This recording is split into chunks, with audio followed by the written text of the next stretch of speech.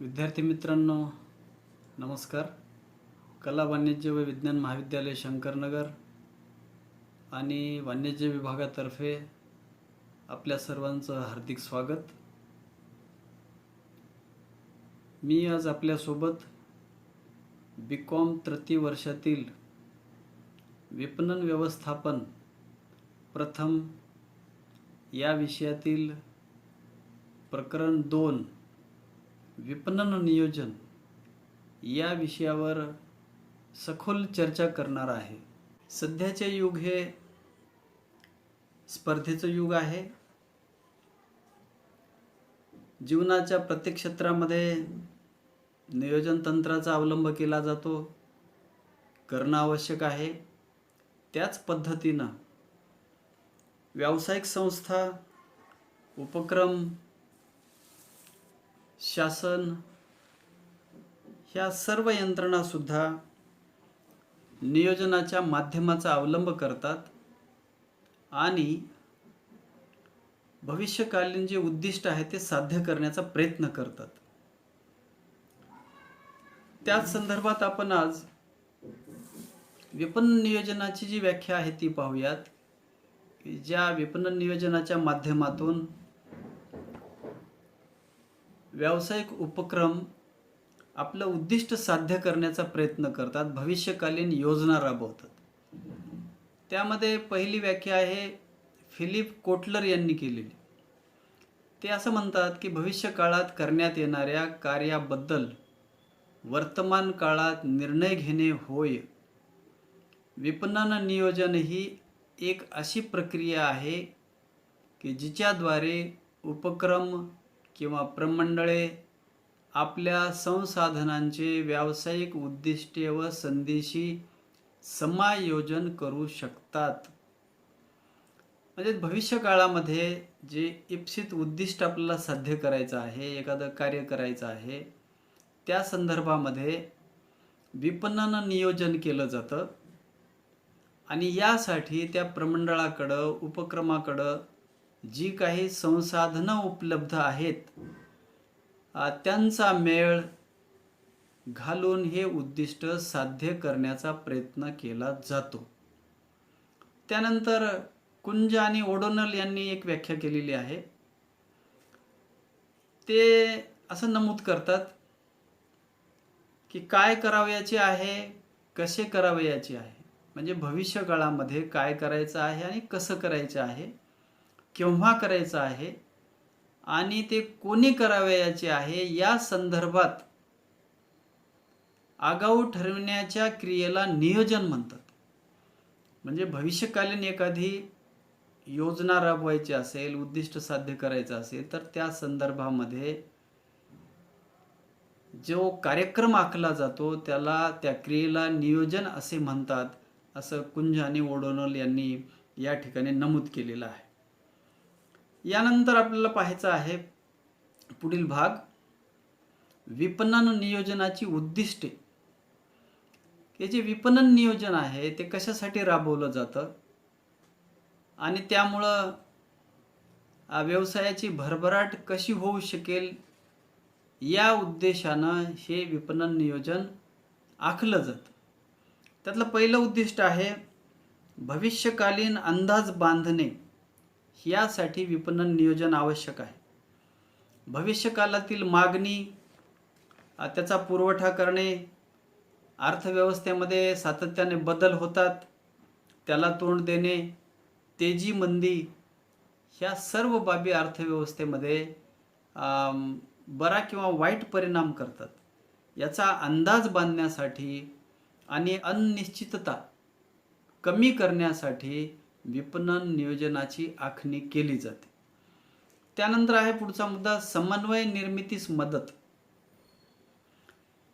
एखाद्या उपक्रमामध्ये, प्रमंडळामध्ये अनेक विभाग असतात.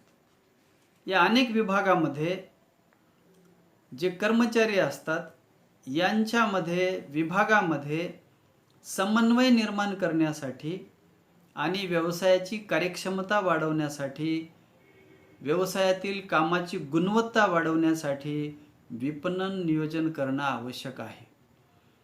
त्यानंतर पुढचा मुद्दा आहे सर्व विभागातील कार्यावर नियंत्रण ठेवणे. जे वेगवेगळे विभाग आहेत ज्यांना कामाचं वाटप केलेलं आहे ते सर्व विभाग व्यवस्थितपणे उद्दिष्ट गाठण्याच्या दृष्टीने काम करत आहेत किंवा नाही हे जाणून घेण्यासाठी विपणन नियोजन केलं जातं. त्यानंतर आहे प्रभावी व्यवस्थापनास मदत. पीटर ड्रकर हे व्यवस्थापनाचे तत्ववेत्ते आहेत. यांनी मॅनेजमेंट बाय ऑब्जेक्टिव्ह हा सिद्धांत मांडलेला आहे आणि त्यांच्या कथनानुसार ऑब्जेक्टचा पाठलाग करण्यासाठी कर्मचाऱ्यांना त्यांची भूमिका, कर्तव्य, जबाबदाऱ्या यांची जाणीव करून देणं आवश्यक आहे आणि प्रमंडळाचा जो गोल आहे ते अचीव करण्यासाठी त्यांना जोमानं कामाला लावणं आवश्यक आहे. या दृष्टिकोनातून विपणन नियोजन केलं जातं. त्यानंतर आहे वेळेचा अपव्यय टाळणे शक्य होते. प्रमंडळातील कर्मचारी त्यांची कार्यक्षमता वाढवण्यासाठी तसेच परिणामकारक त्यांच्याकडून काम करून घेण्यासाठी विपणन नियोजनाचा कार्यक्रम आखला जातो आणि त्यामुळं कर्मचाऱ्यांच्या कार्यक्षमतेमध्ये वाढ होते, त्यांचे वेळ आणि श्रमसुद्धा वाचतात आणि परिणामकारक कामगिरीमुळे त्या व्यवसायातील साधन सामुग्रीचा अपव्ययसुद्धा होत नाही. त्यानंतर आहे स्पर्धा क्षमता वाढते. प्रभावशाली विपणन नियोजन केल्यामुळं कर्मचाऱ्यांना ठरवून दिलेलं जे उद्दिष्ट आहे ते वेळेत साध्य होऊ शकतं आणि ते त्यांनी वेळेत साध्य केल्यामुळं त्यांना रिवॉर्डसुद्धा दिले जातात. यामुळे त्या व्यावसायिक संघटनेमधील प्रमंडळामधील इतर कर्मचारी मोटिवेट होतात, प्रोत्साहित होतात आणि जोमानं कामाला लागतात. त्यांना कर्तव्याने जबाबदारीची जाणीव निर्माण होते. त्यांना त्यानुसार पुढील कार्य त्यांना करता येतं. त्यानंतर आहे ग्राहकांच्या समाधानात वाढ करणे. यासाठी सुद्धा विपणन नियोजन आवश्यक आहे. ग्राहकांना जास्तीत जास्त समाधान देणारे डावपेच यामध्ये आखले जातात. ग्राहकांना योग्य किमतीमध्ये वस्तू उपलब्ध करून देण्याचा प्रयत्न केला जातो. त्यानंतर वस्तू विकल्यानंतर चांगल्या दर्जाच्या सेवा त्यांना उपलब्ध करून देण्यासाठी सुद्धा या ठिकाणी विपणन नियोजनामध्ये उपाययोजना केली जाते. या अनुषंगानं विपणन नियोजन आवश्यक आहे. त्यानंतर आहे कर्मचाऱ्यांची कार्यक्षमता वाढते. जे कर्मचारी आहेत आपल्या उपक्रमामधले ते कर्मचारी प्रभावी असं विपणन नियोजन आखल्यामुळं त्यांना झपाटून काम करण्याची प्रेरणा मिळते आणि त्यांना जे वैयक्तिक टार्गेट दिलं जातं त्यामध्ये ते वैयक्तिक टार्गेट अचीव करण्यासाठी त्यांना प्रचंड मेहनत घ्यावी लागते आणि त्याचं फलित म्हणजे त्यांना आकर्षक इन्सेंटिव्हसुद्धा दिले जातात. म्हणून विपणन नियोजन आवश्यक आहे. यानंतर आपण पुढील भागाकडे वळूयात. विपणन नियोजन प्रक्रिया किंवा त्यातले टप्पे की कोणकोणते टप्पे आहेत की ज्यामुळं विपणन नियोजन करणं आवश्यक आहे. त्यातला पहिला टप्पा आहे अंतर्गत व बहिर्गत परिस्थितीचे विश्लेषण करणे. विपणन नियोजनात उपक्रमाच्या किंवा प्रमंडळाच्या कार्यक्षमतेवर काय विविध बाबीचे जे बरे वाईट परिणाम होऊ शकतात या सर्व घटकांचा अभ्यास केला जातो. उदाहरणार्थ प्रमंडळामध्ये औद्योगिक कलह होतात,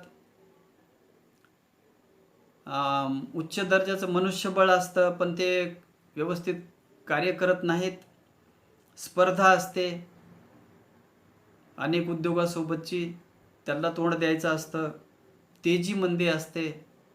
ह्या दृष्टिकोनातून या नियोजन प्रक्रियेच्या या टप्प्यामध्ये विचार केला जातो आणि त्या दृष्टिकोनातून कार्यक्रम आखला जातो. त्यानंतर पुढचा टप्पा आहे विक्रीबद्दल पूर्वानुमान. प्रभावी विपणन तंत्राचा वापर करून प्रचलित व भविष्यकालीन विक्रीचा अंदाज बांधावा लागतो. त्यामुळे मागणीच्या प्रमाणात वस्तूंचा पुरवठा सुद्धा केला जाणं आवश्यक आहे. म्हणून विपणन नियोजनाच्या आधारे विक्रीबद्दलचे पूर्वानुमान बांधता येतात आणि त्या दृष्टिकोनातून वस्तू आणि सेवांची निर्मिती केली जाऊ शकते.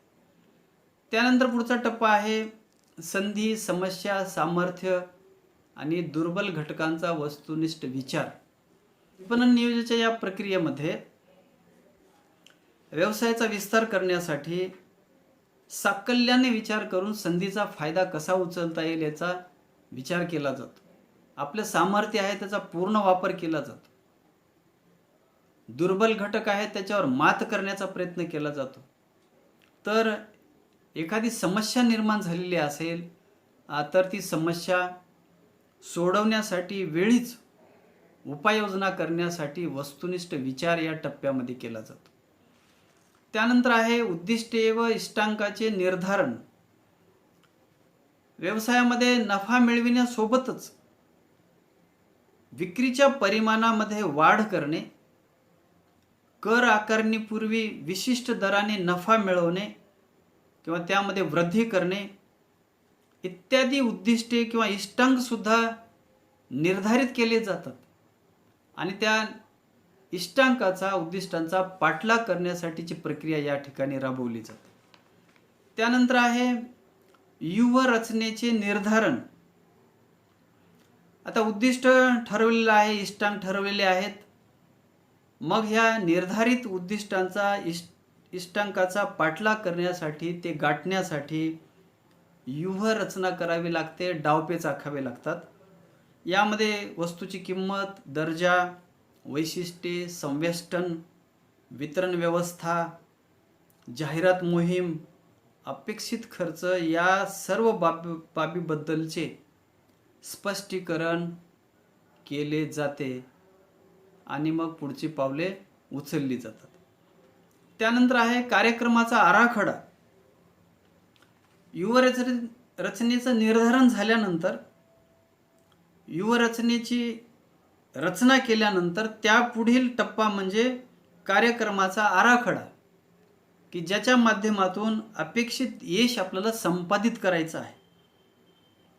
मग यासाठी पूर्वनियोजित, परिणामकारक, निर्दोष कार्यक्रमाचा आराखडा तयार करावा लागतो, ज्याच्या मदतीनं आपण आपलं उद्दिष्ट साध्य करू शकतो. त्यानंतर पुढचा टप्पा आहे अंदाजपत्रकाची निर्मिती. कार्यक्रमाचा आराखडा तयार केल्यानंतर निर्धारित कार्य पूर्ण करण्यासाठी येणाऱ्या खर्चाचा विचार करून विशिष्ट रकमेची तरतूद करावी लागते आणि त्यासाठी मग जे अंदाजपत्रक तयार केलेलं आहे त्या संबंधित विभागाकडून, बोर्ड ऑफ डायरेक्टर्सकडून ते अंदाजपत्रक स्वीकृत करून घ्यावं लागतं. यानंतर आहे पुढचा मुद्दा कार्यक्रमाची अंमलबजावणी आणि मूल्यमापन. अंदाजपत्रक स्वीकृत झाल्यानंतर प्रत्यक्ष कार्याची अंमलबजावणी सुरू होते. सर्व अधिकारी, कर्मचारी, विभाग आदेशाप्रमाणे कामाला लागतात आणि मग त्यांनी जी केलेली कार्य आहेत, त्यांचे जे प्रयत्न आहेत, यांची निष्पत्ती पाहण्यासाठी किंवा त्यांनी अपेक्षेनुसार कार्य केलेलं आहे किंवा नाही हे जाणून घेण्यासाठी कार्यक्रमाचं मूल्यमापन केलं जातं आणि त्यानुसार त्यामध्ये सुधारणा केल्या जातात. विशिष्ट मुदतीनंतर त्यांच्या कामाचा आढावा घेतला जातो. आणि यातला आता शेवटचा मुद्दा आहे पर्यायी योजना तयार ठेवणे. काही कारणामुळे विपणन नियोजनाचा कार्यक्रम फेल होऊ शकतो. मग हा कार्यक्रम फेल झाल्यानंतर त्या ठिकाणी एखादा नवीन पर्यायी कार्यक्रम तयार ठेवावा लागतो, प्लान तयार ठेवावा लागतो, एक योजना तयार ठेवावी लागते. त्यामुळे जे आपलं पूर्वनिर्धारित उद्दिष्ट आहे ते गाठण्यासाठी त्या योजनेचा अवलंब आपल्याला करता येईल आणि आपलं जे यश आहे ते संपादित करण्यासाठी जोमानं कामाला लागता येईल. यानंतर आपण विद्यार्थी मित्रांनो पुढील भागाकडे वळूयात. त्यामध्ये आहे विपणन नियोजनाचे प्रकार, की विपणन नियोजन कशासाठी केलं जातं आणि कोणकोणते नियोजन असतं. यामध्ये दीर्घ मुदती नियोजन आहे आणि अल्प मुदती नियोजन आहे. या अनुषंगानं विपणन नियोजन आखलं जातं. दीर्घ मुदती नियोजनामध्ये पहिला प्रकार आहे भांडवली संपत्तीसाठी तरतूद करण्यासाठी विपणन नियोजन करणे. व्यवसायामध्ये, उद्योगामध्ये सातत्याने इमारत, मशिनरी, फर्निचर इत्यादीची पुनर्रचना करावी लागते. एकदा ही भांडवली संपत्ती खरेदी केल्यानंतर त्याचा घसारा होत जातो आणि हळूहळू मग त्याची तरतूद करून घसाऱ्याची नवीन संपत्ती स्थापित करण्यासाठी तरतूद करावी लागते. तर ह्या आशयानं या ठिकाणी भांडवली संपत्तीसाठी तरतूद केली जाते. त्यानंतर आहे श्रेष्ठ दर्जाच्या वस्तू ग्राहकांपर्यंत पोहोचवणे. ग्राहकांना अतिशय चांगल्या दर्जाच्या, गुणवत्तापूर्ण, समाधान देणाऱ्या वस्तू निर्माण करून ग्राहकापर्यंत पोहोचवण्यासाठी विपणन नियोजन केलं जातं. हा एक त्यातला एक प्रकार आहे. त्यानंतर आहे वस्तू विक्रीसाठी प्रभावी कार्यक्रम आखणे. हा नियोजनाचा एक प्रकार आहे. वस्तू विक्री प्रभावीपणे व्हावी, लोकांपर्यंत, तळागाळापर्यंतच्या ग्राहकापर्यंत जाऊन पोहोचावी आणि जास्तीत जास्त ग्राहक आपल्या वस्तूकडे आकर्षित व्हावेत, यासाठी प्रभावी वस्तू विक्रीचा कार्यक्रम या प्रकारामध्ये या ठिकाणी राबवला जातो. त्यानंतर स्पर्धेत प्रमंडळाचे अस्तित्व टिकवणे, यासाठी दीर्घ मुदती नियोजन केलं जातं. बाजारपेठेमध्ये प्रचंड मोठ्या प्रमाणामध्ये स्पर्धा आहे. अनेक देशी आणि विदेशी कंपन्यांसोबत स्पर्धा करावी लागते. मग अशा ह्या वातावरणामध्ये, गळेकापूस स्पर्धेच्या वातावरणामध्ये आपलं प्रमंडळ, आपली वस्तू टिकून राहावी म्हणून या अनुषंगानं दीर्घ मुदती विपणन नियोजन केलं जातं. त्यानंतर आहे व्यवसायाचा विस्तार करणे. यासाठी दीर्घ मुदती नियोजन आवश्यक आहे, विपणन नियोजन आवश्यक आहे. व्यवसायाचा विस्तार उत्तरोत्तर करावा लागतो, तरच उत्पादनाची साखळी निर्माण करता येते, वस्तूला ग्लोबल मार्केट मिळवून देता येतं. म्हणून या दीर्घ मुदती नियोजनामध्ये व्यवसायाचा विस्तार करण्याचं सुद्धा कार्य केलं जातं आणि त्या दृष्टिकोनातून डावपेच आखले जातात. यानंतर आहे नवीन बाजारपेठांचा शोध. एखादी वस्तू उत्पादित केल्यानंतर ती वस्तू प्रादेशिक पातळीपर्यंतच सीमित न राहता त्या वस्तूचा प्रचार आणि प्रसार मोठ्या प्रमाणात नवनवीन बाजारपेठांपर्यंत करण्यासाठी काही उपाययोजना दीर्घ मुदती विपणन नियोजनामध्ये आखल्या जातात. त्यानंतर आहे वाढीव वस्तू विक्रीसाठी साधनांची जुळवाजुळव. हा दीर्घ मुदती विपणन नियोजनाचा एक भाग आहे. प्रभावी वितरण प्रणाली, विक्रीचे नवनवीन मार्ग शोधून काढणे, की ज्यामधून आपली वाढीव उत्पादन जे आहे ते विकलं जाईल. म्हणून नवीन काही साधनं असतात त्यांची जुळवाजुळव केली जाते, ज्याच्यामध्ये आता नवीन आलेले आहे ऑनलाईन सेलिंग आहे. घरपोच वस्तूचा पुरवठा केला जातो या माध्यमातून आणि त्यामुळं मग आपलं जे वाढीव उत्पादन आहे ते मोठ्या प्रमाणात खपवलं जातं, विकलं जातं. यानंतर आपण पुढील भाग अभ्यासू. विपणन नियोजनाचा हा एक प्रकार आहे, तो आहे अल्प मुदती नियोजन, विपणन नियोजन. यामध्ये काही ठराविक कालासाठी एखाद्या छोट्याशा पिरियडसाठी विपणन नियोजन केलं जातं. त्यामध्ये पहिला आहे प्रकार 3 महिने ते 1 वर्ष कालावधीसाठी विपणन नियोजन. ह्या विशिष्ट काळामध्ये विक्रीमध्ये वाढ करणे, ग्राहक संख्येमध्ये वाढ करणे, बाजारपेठेचा विस्तार करणे इत्यादीसाठी हे विपणन नियोजन आखलं जातं. त्यानंतर आहे अल्पकालीन उद्दिष्टे व इष्टांक ठरवणे.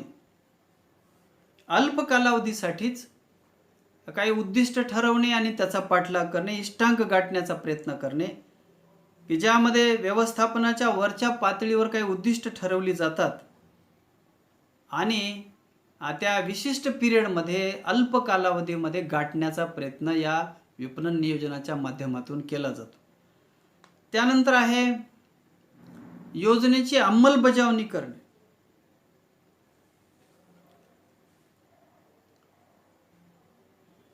योजनेची अंमलबजावणी याच्यासाठी करायची आहे की जी इष्टांक प्राप्तीची योजना तयार केलेली आहे, त्याचा तपशील ठरवलेला आहे, त्या तपशिलाच्या आधारे ते जे इष्टांक आहेत ते गाठायचे आहेत, ते अचीव करायचे आहेत. त्यासाठी त्या योजनेची अंमलबजावणी या विपणन नियोजनाच्या या टप्प्यामध्ये केली जाते. त्यानंतर आहे कर्मचाऱ्यांना प्रोत्साहित करणे. जे आपले कर्मचारी आहेत, जे सातत्याने आपल्या प्रमंडळामध्ये काम करतात, मग विपणन नियोजनाच्या माध्यमातून त्यांना जर आपण प्रोत्साहित केलं, उद्दिष्ट प्राप्तीसाठी त्यांना झोकून देण्यासाठी प्रेरित केलं, तर त्या व्यक्ती या ठिकाणी प्रोत्साहित होऊन मोठ्या प्रमाणात कामाला लागतात. त्यानंतर पुढचा प्रकार आहे प्रकल्प नियोजन. एखाद्या प्रकल्पाचं, प्रमंडळाचं जे विशिष्ट उद्दिष्ट आहे ते प्राप्त करण्यासाठी प्रकल्प नियोजन केलं जातं. एखादी समस्या निर्माण झालेली असेल प्रमंडळामध्ये, ती समस्या सोडवण्यासाठी एक कालबद्ध प्रकल्प किंवा कार्यक्रम आखला जातो, एक त्याचं नियोजन केलं जातं आणि या माध्यमातून ती समस्या सोडवली जाते किंवा ते विशिष्ट उद्दिष्ट साध्य केले जाते. यानंतर आपण पुढील भागाचा परामर्श घेऊ. तो आहे विपणन कार्यक्रम संकल्पना. यामध्ये विपणन योजना कार्यान्वित करण्यासाठी जी रचना किंवा तपशील ठरवला जातो त्यास विपणन कार्यक्रम असे म्हणतात. त्याची व्याख्या बघू. मेकार्थी यांनी ही व्याख्या केलेली आहे. संस्थेतील संसाधनांचा शक्य तेवढा प्रभावी उपयोग करून संस्थेची उद्दिष्टे गाठता यावीत याकरिता आखलेल्या विपणन व्यूहरचनेच्या समूहाला विपणन कार्यक्रम असे म्हणतात. संस्थेमध्ये जी संसाधनं आहेत, उच्च दर्जाचं मनुष्यबळ आहे, अद्ययावत तंत्रज्ञानावर आधारित यंत्रसामुग्री आहे, यांचा प्रभावीपणे वापर करून घ्यायचा आणि संस्थेचं उद्दिष्ट गाठायचं, यासाठी जी व्यूहरचना केली जाते त्याला विपणन कार्यक्रम असं म्हणतात, असं त्यांनी नमूद केलेलं आहे. त्यानंतर आहे फिलिप कोटलर यांनी केलेली एक व्याख्या. विपणन कार्यक्रम विपणन प्रयत्नांचे स्तर, कार्याची वाटणी आणि मिश्रण या संबंधीच्या धोरणविषयक निर्णयांचा समूह होय. विपणन कार्यक्रम काय आहे तर प्रयत्न जे केले जातात त्याची लेवल, स्तर, उच्च दर्जा, निम्न दर्जा, लोअर दर्जा, कामाची विभागणी, वाटणी आणि मिश्रण या संदर्भाचे धोरणविषयक निर्णय घेतले जातात, त्याचा समूह म्हणजे विपणन कार्यक्रम होय, असं त्यांनी या व्याख्येमधून नमूद केलेलं आहे. तर विद्यार्थी मित्रांनो, यानंतर आपण आता पुढील बाबीकडे वळूयात. विपणन कार्यक्रम जी संकल्पना आहे त्यामध्ये काय कोणकोणत्या बाबी समाविष्ट आहेत त्या अभ्यासू आपण. त्यामध्ये पहिला आहे उद्दिष्ट निश्चित करणे. व्यवसायाची प्रमंडळाची काही उद्दिष्टे असतात.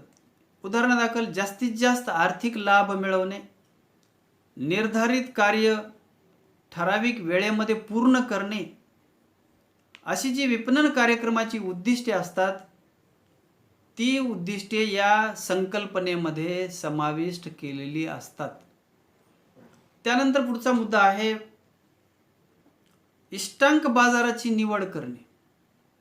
बाजारपेठेची संभाव्यता, ग्राहकांच्या आवडीनिवडी, सवयी, रूढी, परंपरा, भौगोलिक रचना लक्षात घेऊन एखाद्या योग्य इष्टांक बाजाराची निवड करण्याचं कार्य या संकल्पनेमध्ये निर्धारित केलं जातं, ठरवलं जातं.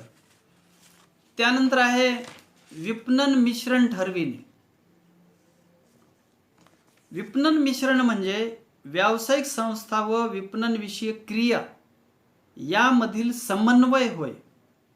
यात ह्या पुढील बाबीचा समावेश होतो. त्यामध्ये आहे वस्तू मिश्रण. ग्राहकांच्या गरजाबद्दल विचार करून वस्तूंच्या स्वरूपात, वस्तूच्या गुणात, आकारात, वेष्टनात परिवर्तन घडवून आणण्याचं कार्य या संकल्पनेमध्ये समाविष्ट करण्यात आलेलं आहे. त्यानंतर आहे वितरण मिश्रण. वस्तू कंपनीमध्ये तयार झाल्यानंतर ग्राहकापर्यंत पोहोचविण्यासाठी विविध वितरण मार्गांचा, साधनांचा प्रभावी वापर करणं आवश्यक आहे आणि याबद्दलचं निर्धारण या वितरण मिश्रण संकल्पनेमध्ये केलं जातं आणि जे वेगवेगळे मार्ग आहेत, वितरण मार्ग आहेत, त्यांचा तुलनात्मक अभ्यास या ठिकाणी या संकल्पनेमध्ये केला जातो. त्यानंतर आहे संदेश मिश्रण.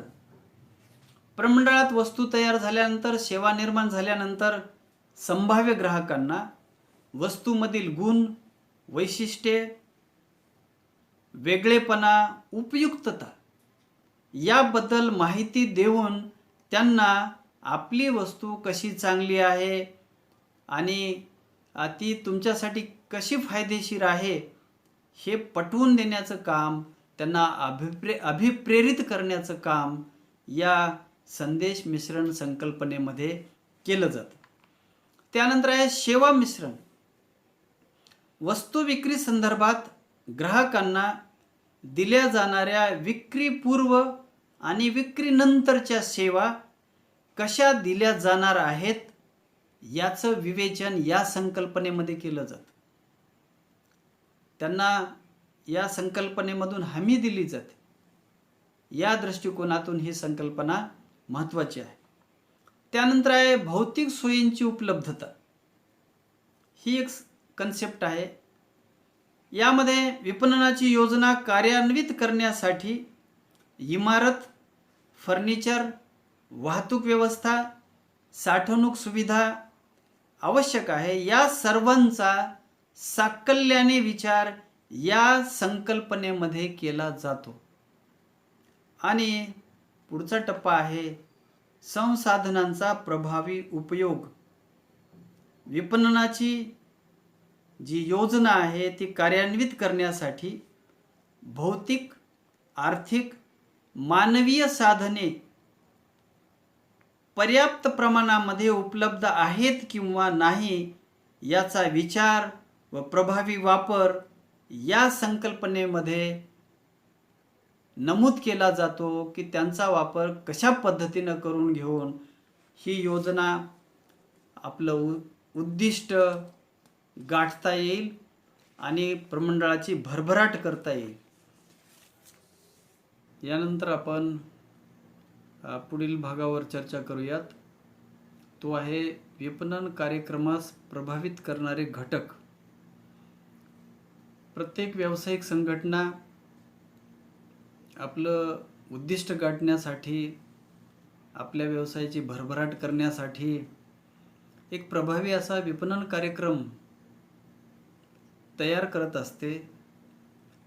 परंतु हा विपणन कार्यक्रम राबवित असताना असे काही घटक असतात की जे आपल्या विपणन कार्यक्रमाला प्रभावित करतात, बरा किंवा वाईट परिणाम करून जातात. त्या अनुषंगानं आपल्याला हे मुद्दे अभ्यासायचे आहेत. यामध्ये बहिर्गत घटक आहेत आणि अंतर्गत घटकसुद्धा आहेत.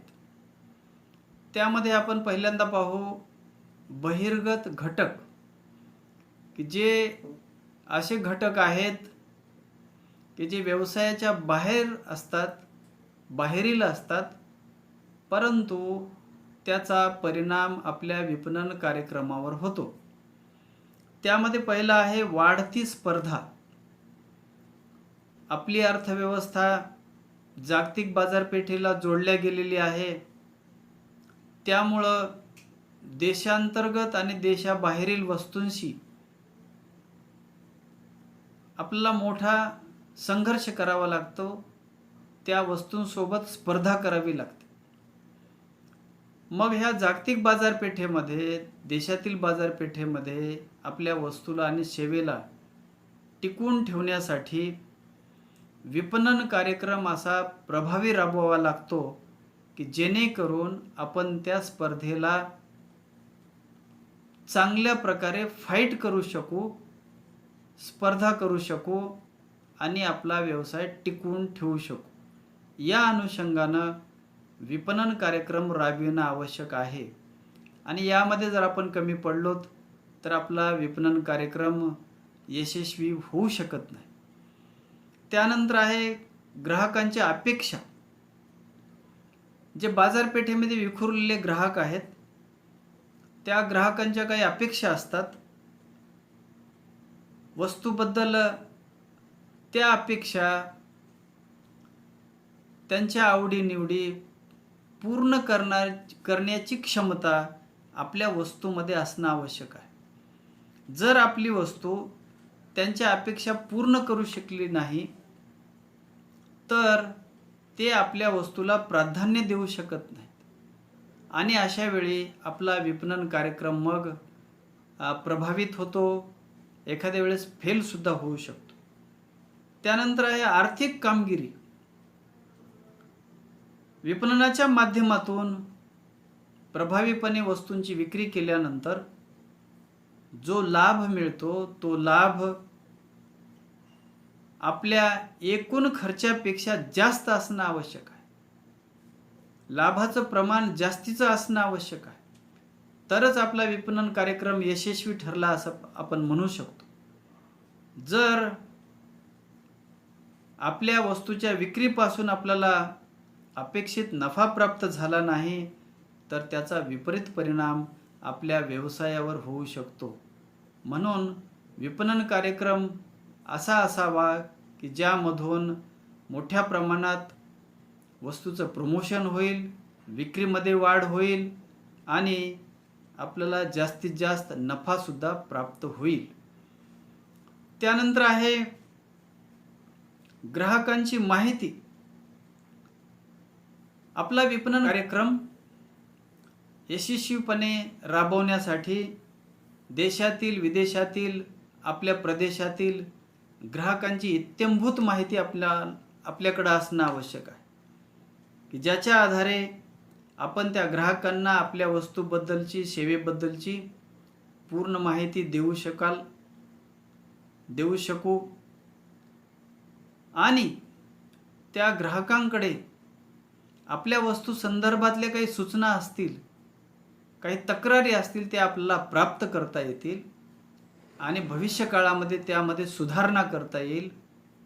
म्हणजेच आपला विपणन कार्यक्रम चांगल्या पद्धतीने यशस्वी होऊ शकेल.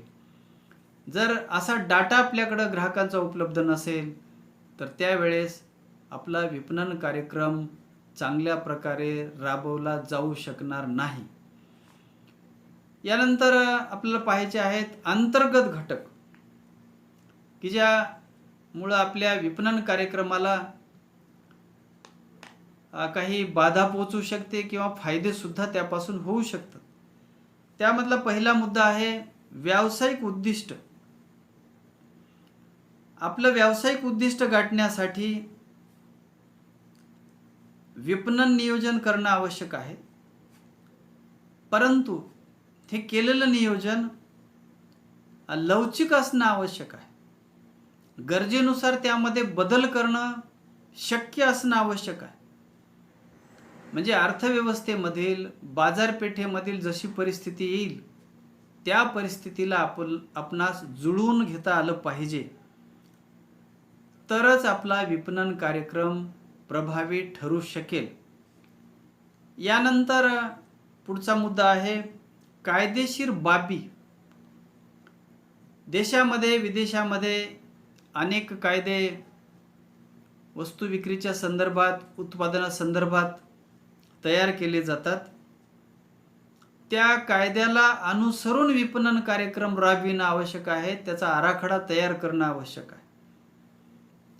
आपला विपणन कार्यक्रम जर त्या कायद्यांना धरून नसेल तर तो फेल होऊ शकतो.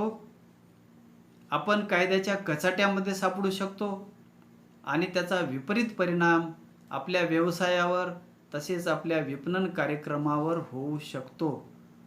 म्हणून या अनुषंगानं सुद्धा विचार करणं अत्यंत आवश्यक आहे. यानंतर पुढचा पॉईंट आहे एकनिष्ठ कर्मचारी वर्ग. आपला विपणन कार्यक्रम प्रभावीपणे राबविण्यासाठी आपल्या व्यावसायिक संघटनेमध्ये जो कार्यरत स्टाफ आहे, कर्मचारी वर्ग आहे, तो अतिशय तज्ज्ञ असणं आवश्यक आहे. हायली स्किलफुल असणं आवश्यक आहे. अशा स्किलफुल कर्मचाऱ्यांची टीम आपल्या व्यवसायामध्ये असणं आवश्यक आहे. हे सर्व कर्मचारी एकनिष्ठ असणं आवश्यक आहे की ज्यामुळं आपला विपणन कार्यक्रम प्रभावीपणे आपल्याला राबवता येईल आणि आपल्या व्यवसायाचं जे उद्दिष्ट आहे ते आपल्याला साध्य करता येईल, विदिन टाइम साध्य करता येईल. यानंतर पुढील मुद्दा आहे पर्याप्त अर्थपुरवठा. व्यवसायातील विपणन नियोजन कार्यासाठी, तो कार्यक्रम प्रभावीपणे राबवण्यासाठी पुरेशा प्रमाणामध्ये अर्थपुरवठा होणं आवश्यक आहे की ज्यामुळं आपला विपणन कार्यक्रम आपल्याला जोमानं राबवता येईल, आवश्यक त्या पद्धतीनं राबवता येईल. पुरेशा भांडवलाशिवाय, पुरेशा अर्थपुरवठ्याशिवाय आपण आपला विपणन कार्यक्रम योग्य रीतीनं राबवू शकणार नाही. म्हणून पर्याप्त प्रमाणात अर्थपुरवठा सुद्धा विपणन कार्यक्रमासाठी आवश्यक आहे. तर विद्यार्थी मित्रांनो, धन्यवाद. पुन्हा भेटूया.